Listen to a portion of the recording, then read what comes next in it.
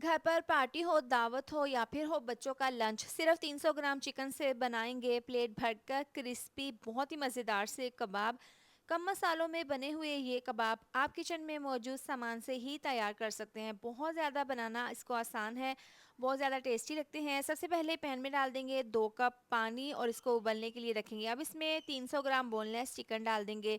थोड़ा सा इसमें आधी चम्मच तकरीबन नमक डाल देंगे और इसको पकने के लिए रखेंगे। जैसे ही पानी में उबाल आएगा तो इस तरीके से इसके ऊपर से झाग आ जाएगी, तो इसको झाग को हमने चम्मच की मदद से उतार लेना है और इसको हम कवर करके पकने के लिए रखेंगे। यहाँ पर इसको तकरीबन 10 मिनट हो गए हैं। चिकन अच्छे से गल चुका है, इसको छान लेंगे और बोटियों के रेशे बना लेंगे। यहाँ पर उबले हुए 3 अदद आलू हैं, इनको मैशर की मदद से अच्छे से मैश कर लेंगे।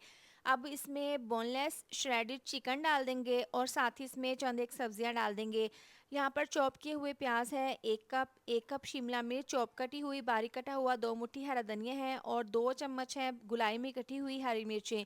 ये डालने के बाद अब इसमें मसाले जाएंगे, बहुत ही कम मसालों का इसमें इस्तेमाल करेंगे। 1 चम्मच इसमें नमक डाल देंगे और साथ ही इसमें डाल देंगे 1 चम्मच पिसी हुई काली मिर्च, 1 चम्मच चिकन पाउडर डाल देंगे और आधी चम्मच इसमें पिसा हुआ धनिया डाल देंगे। इसमें पिसा हुआ गरम मसाला नहीं डालेंगे क्योंकि बच्चों के लंच के लिए हम ये बना रहे हैं कबाब, तो इसमें मसालों का इस्तेमाल कम ही रखेंगे।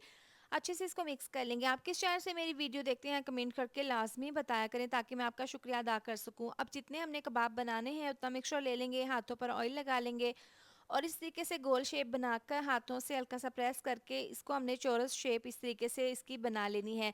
तो इस तरीके से तमाम कबाब तैयार करके रख लेंगे। आप इस पॉइंट पर इनको फ्रीज़ भी कर सकते हैं। सबसे पहले अब इसके ऊपर अंडा लगा देंगे। अंडों को मैंने फेंट लिया था। अंडा लगाने के बाद इसके ऊपर लगाएंगे ब्रेड क्रम्स। तो तमाम कबाब इसी तरह से रेडी करके रख लेंगे।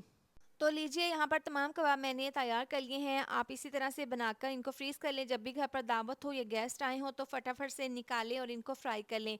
फ्राई करने का तरीका बहुत आसान है। पैन में ऑयल को गर्म कर लेंगे, ज़्यादा गर्म नहीं करना, मीडियम टू लो आंच पर इस तरीके से एक कबाब डाल देंगे और इनको फ्राई कर लेंगे। तकरीबन 3 से 4 मिनट के बाद इसकी साइड को चेंज कर देंगे। एक साइड से हल्का सा क्रिस्पी गोल्डन कलर आना शुरू हो गया है, तो अब हर 2 मिनट के बाद इसकी साइड को चेंज करते हुए दोनों साइड से अच्छा सा कलर आने तक फ्राई कर लेना है।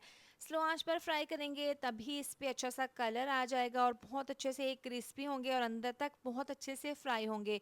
अगर आप इनको तेज़ आंच पर फ्राई करेंगे तो ये अंदर से कच्चे रह जाएंगे और ऊपर से डार्क सा कलर आ जाएगा जो कि बिल्कुल भी अच्छा नहीं लगेगा।